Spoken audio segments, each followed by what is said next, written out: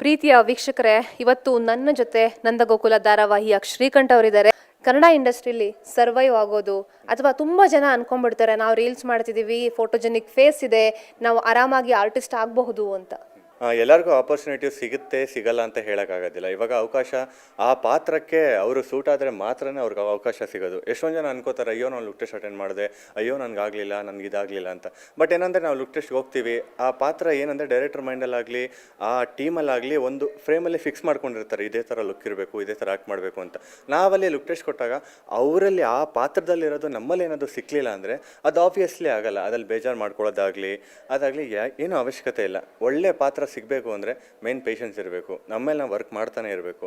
ಒಂದಲ್ಲ ಒಂದು ದಿವಸ ಸಕ್ಸೀಡ್ ಆಗೇ ಆಗುತ್ತೆ. ಈಗ ಬೇರೆ ಉದ್ಯೋಗ ಬಂದಾಗ ಮಂತ್ಲಿ ಒಂದಷ್ಟು ಸಂಬಳಗಳು ಬರುತ್ತೆ, ಅಂದರೆ ಮಂತ್ಲಿ ಬರ್ಬೋದು, ಕೆಲವರಿಗೆ ಎವ್ರಿಡೇ ಸಿಗ್ಬೋದು. ಇಲ್ಲಿ ಯಾವಾಗ ಅವಕಾಶಗಳು ಇರುತ್ತೆ ಇರಲ್ಲ ಅಂತ ಹೇಳೋಕ್ಕಾಗಲ್ಲ. ಎಷ್ಟು ತಿಂಗಳಲ್ಲ ವರ್ಷಾನುಗಟ್ಟಲೆ ಕೂಡ ಕಾಯುವಂಥ ಪರಿಸ್ಥಿತಿ. ಎಷ್ಟೋ ಸಿನಿಮಾಗಳಾದರೂ ಕೂಡ ಪೇಮೆಂಟ್ ಕೂಡ ಬಂದಿರಲ್ಲ. ಇನ್ನೊಂದು ನಿಜ ಹೇಳಬೇಕಂದ್ರೆ ಯಾರೇ ಆರ್ಟಿಸ್ಟ್ ಆಗಲಿ ಅಲ್ಲಿ ಆದಾಯ ಬರಬೇಕಂದ್ರೆ ನಾವೊಂದು ಲೆವೆಲ್ಗೆ ಹೋದರೆ ಮಾತ್ರ ಇದರಲ್ಲಿ ನಾವು ಚೆನ್ನಾಗಿ ದುಡ್ದು ಏನಾದರೂ ಒಂದು ಸಾಧನೆ ಮಾಡೋಕ್ಕಾಗೋದು.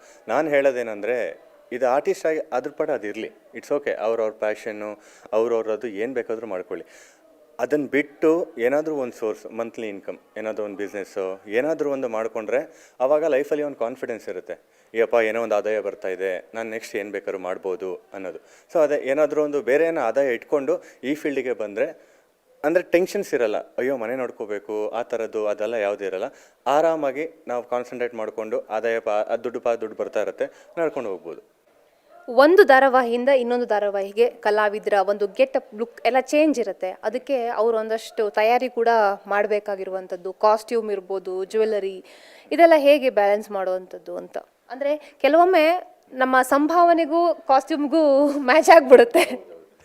ಆ್ಯಕ್ಚುಲಿ ಸಂಭಾವನೆ ಅದು ಇದು ಅಂತ ನಾವು ಲುಕ್ ವೈಸೆಲ್ಲ ಅದ್ರಲ್ಲಿ ಕಾಂಪ್ರಮೈಸ್ ಹಾಕೋದಿಲ್ಲ.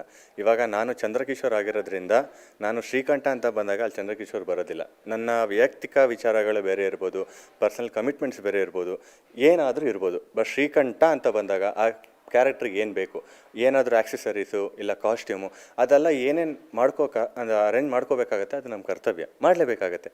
ಅದಕ್ಕೂ ಬೇರೆದಕ್ಕೂ ಯಾವ ಸಂಬಂಧನೂ ಇಲ್ಲ. ವೀಕ್ಷಕರಿಗೆ ಏನು ಹೇಳ್ತೀರಾ? ವೀಕ್ಷಕರಿಗೆ ಏನೇ ಹೇಳ್ತೀನಿ ಅಂದರೆ, ನಮ್ಮ ತಂಡ ಶ್ರವಣ್ ಸರ್ ಆಗಿರ್ಬೋದು ತುಂಬಾ ಸಪೋರ್ಟಿವ್ ಆಗಿದ್ದಾರೆ. ನೈಟು 9 ಗಂಟೆಗೆ ಕಲರ್ಸ್ ಕನ್ನಡದಲ್ಲಿ ಈ ಸೀರಿಯಲ್ ಬರ್ತಾಯಿದೆ. ದಯವಿಟ್ಟು ಎಲ್ಲರೂ ನೋಡಿ ಸಪೋರ್ಟ್ ಮಾಡಿ, ಅಷ್ಟು ಕೇಳ್ಕೊತೀನಿ.